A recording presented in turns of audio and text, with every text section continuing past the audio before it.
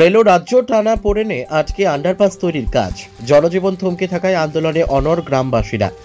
Rail ও রাজ্যের টানা পড়েনে আটকে রয়েছে আন্ডারপাস তৈরির কাজ। রেলের ডিআরএম ও স্থানীয় মহকুমা শাসকের সঙ্গে পৃথকভাবে দেখা করার পরেও আন্ডারপাস তৈরি নিয়ে জট না কাটায় নিজেদের আন্দোলন অব্যাহত রাখার হুঁশিয়ারি দিলেন রেলপাড়ের 10 থেকে 12টি গ্রামের মানুষ।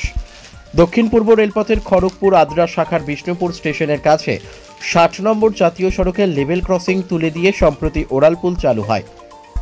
এর ফলেই চূড়ান্ত সমস্যায় পড়েন রেলপাড়ের দ্বাদশ বাড়ি, কাটাবাড়ি, বনকাঠি, ঝরিয়া, সেনডাঙ্গা সহ 10 থেকে 12টি গ্রামের মানুষ। স্কুল কলেজের শিক্ষা থেকে শুরু করে স্বাস্থ্য সমস্ত বিষয়েই প্রতিদিন গ্রামগুলির মানুষকে রেললাইন পারাপার করে যেতে হয় রেললাইনের অপর পারে থাকা বিষ্ণুপুর শহরে। লেভেল ক্রসিং দিয়ে যাতায়াত বন্ধ হয়ে যাওয়ায় এখন বিষ্ণুপুর শহরে যাতায়াত করতে গ্রামবাসীদের একমাত্র ভরসা অত্যন্ত দুর্ঘটনাপ্রবণ ও ঘুরপথের ওড়ালপুলি। ছাত্রছাত্রী থেকে শুরু করে সাধারণ মানুষের অনেকেই দ্রুত শহরে পৌঁছাতে বেছে নিচ্ছেন রেল লাইনের ওপর দিয়ে ঝুঁকির রাস্তাকেই। এই পরিস্থিতিকে অবিলম্বে বিষ্ণুপুর স্টেশন লাগোয়া এলাকায় আন্ডারপাস তৈরির দাবি তুলেছেন ওই 10 থেকে 12টি গ্রামের মানুষ। বুধবার ওই 10 থেকে 12টি গ্রামের পড়ুয়া ও সাধারণ মানুষ বিষ্ণুপুর স্টেশনে বসে বিক্ষোভ দেখান। সেই সময় রেলের তরফে বিষয়টি নিয়ে আলোচনার আশ্বাস দেওয়া হয়।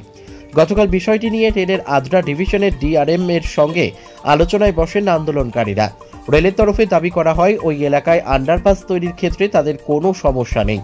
রাজ্য অনুমতি না দেওয়াতেই আন্ডারপাস তৈরির কাজ শুরু করা হয়নি। এরপরই রাজ্য সরকারের অনুমতির জন্য আন্দোলনকারীরা আজ দেখা করেন বিষ্ণুপুরের মহকুমা শাসকের সঙ্গে, কিন্তু সেখান থেকেও তেমন কোনো আশ্বাস না মেলায় হতাশ আন্দোলনকারীরা নিজেদের আন্দোলন অব্যাহত রাখা এবং আরও তীব্র করার হুঁশিয়ারি দিয়েছে।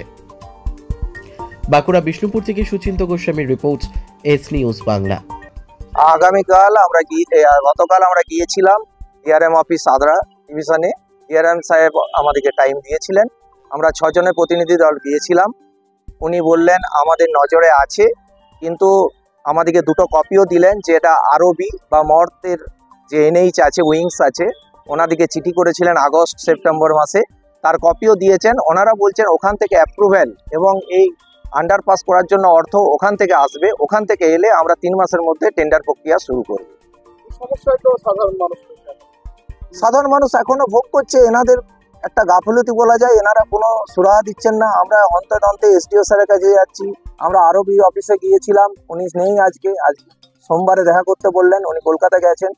দেখা যাক মানে কতটা আশাবাদী এটা হবে।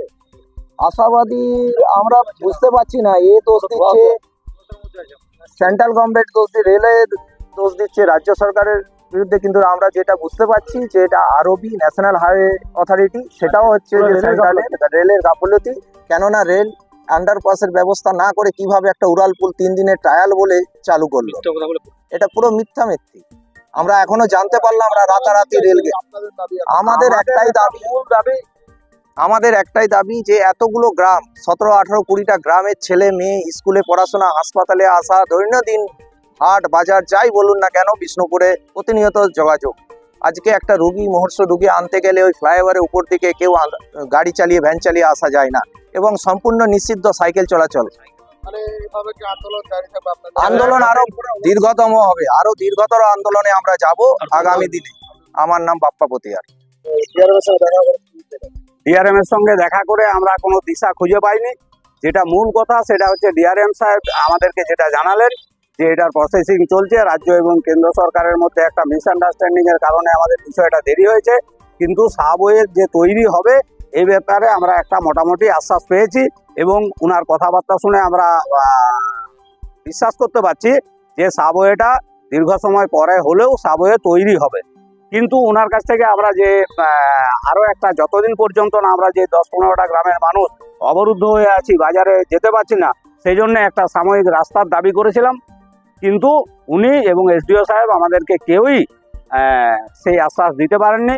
সেই জন্যে আমরা আমাদের এই আন্দোলনকে আরও দীর্ঘমেয়াদী করে এবং আরও বৃহত্তর আন্দোলন করে, যাতে করে আমরা গ্রামের মানুষ অবরুদ্ধ না থেকে আমরা বাজারে যেতে পারি, আমাদের ছেলেমেয়েরা স্কুলে পড়াশোনা করতে পারে, তার রাস্তার ব্যবস্থা করতে পারি। যতদিন না পাই ততদিন পর্যন্ত কিন্তু আমাদের এই আন্দোলন চলতেই থাকবে এবং আরও বৃহত্তর আন্দোলন আমরা সংগঠিত করব। আমার নাম পঙ্কজ মহন্ত। চোখের ভরসা চশমা। ঐতিহাসিক শহর বিষ্ণুপুরে চশমার জগতে আদি ও বিশ্বস্ত প্রতিষ্ঠান নবরূপে সুসজ্জিত দত্ত অপটিক্যাল এক্সক্লুসিভ। এখানে পাবেন বিভিন্ন নামি দামি কোম্পানির ফ্রেম, লেন্স ও সানগ্লাসের বিপুল সম্ভার। মাল্টি ব্র্যান্ড অপটিক্যাল স্টোর, ঠিকানা রশিদগঞ্জ মিলনী ক্লাবের পাশে, বিষ্ণুপুর, বাঁকুড়া। Mobile number 9474620413। অভিজ্ঞতায় শেষ কথা।